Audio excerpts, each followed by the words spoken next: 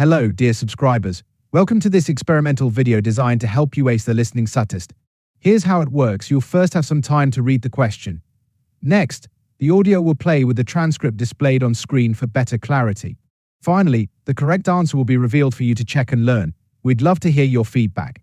Let us know in the comments if you find this video helpful, and we'll create more practice materials to support your journey. Let's get started. You hear a dietitian talking to a patient. Now read the question.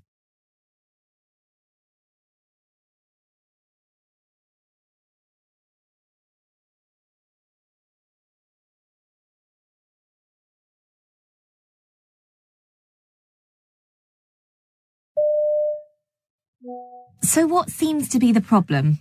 I feel such a failure. I'm sure people think that if I just tried harder, I could lose weight. Maybe I need more willpower.